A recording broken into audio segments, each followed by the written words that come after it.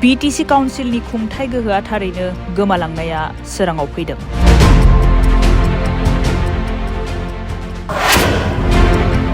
सिगांनि 16था डिपार्टमेन्टखौ ट्रेन्सफार खालामदों आरो दा खोनानो मोनबाय BTC काउन्सिलजों लोगोसे BTC एरिया सार्भिस मावनायफोरनि बेथना BTC काउन्सिलनिफ्राय जानाय नंला। बे गासैखौबो स्टेटनो हरफिननो नागिरबाय। बे बाथ्राखौ जों बुङाखै, बुंदों आजिरा मोननाय SCS अफिसार आरो BTCनि बारग' नेहाथारि धरनिधर बर'। पलिटिकेल पार्टिया सरकार दानायनि गेजेरजों जोंनि BTCनि जा आवगायनि थाखानाय पावार एन्ड फांसन बेखौ खहा खालामदों। जोंनि BTCनि अथरिटिनि बाहेराव स्टेट लेभेलसिम ट्रेन्सफार खालामनायखौ जों नुबोदों। आल्टिमेटलि जों थानाय टाइमावनो 16था डिपार्टमेन्टखौ ट्रेन्सफार खालामदों। बुधबारखालि तामुलपुर जिल्लानि गयबारि बियाबनि बरखाथा फोथाराव गयबारि ब्लक कमिटि आरो गरेस्वर ब्लक कमिटि BPFनि बानजायनायाव जयनिंनि हाबाफारि लानायाव आजिरा मोननाय SCS अफिसार आरो BTCनि बारग' नेहाथारि धरनिधर बर'आ जयनिं जायो। BTCनि मोनफ्रोमबो जिल्लायाव गेदेर बिबान लानानै खामानि मावबोदों, जेरै assistant commissioner, ADC, BDO, SDO, civil service, circle officer आरो जोबनायाव BTCनि सेक्रेटारियेटनि सेक्रेटारि बिबान लाना मावबोनायखौ नुनो मोन्दों।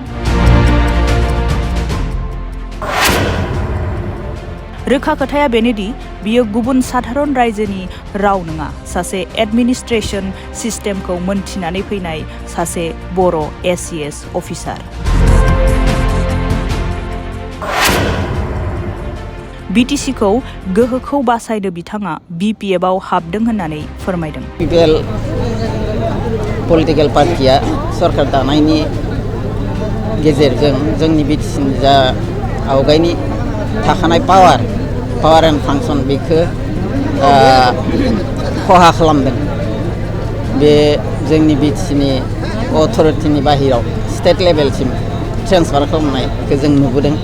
गतिके बे अबस्थायाव जोंनि जा गोबां हानजानि गेजेरजों माने आन्दलननि गेजेरजों सोरजिनाय BTCखौ बेबायदि हरखाबै पावारलेस खालामनायाव आंल' नङा, जोंनि BTC बाखि जिमान जनगण दङ, रायजो राजा दङ, सोबां गासैयाबो दुखु मोनदों।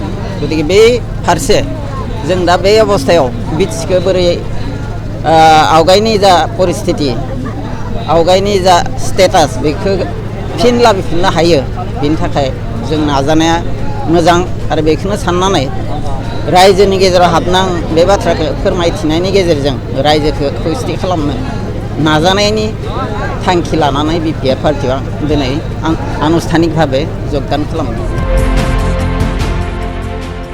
गुबुन फारसेथिं BTCनि बेथन होनो हानाय गासैखौबो प्रमद बर' बिथाङा दोनफिननांगौनि रावजों थिकादार गौथुमनि गाहाय नेहाथारि बिक्रम दैमारिया बे बेथन होनो हानाय गासै स्टेटनि आखायाव थांगोना रोखा फोरमानलाइ लाना बुंनायखौ नुनो मोन्दों। दिनै BTC काउन्सिलनि जिथु सिस्टेम कन्ट्रल बेयो आरो गैला।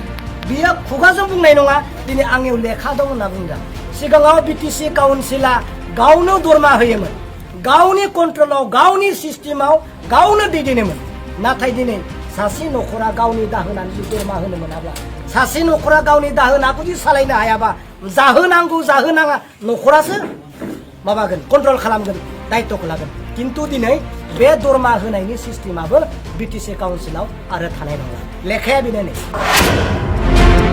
थारैनो BTCनि गासैबो रेभिनिउनि कालेक्सन रांखौ स्टेटनो हरनांगौनि थार फोरमाना बे लेखा बिलाइया।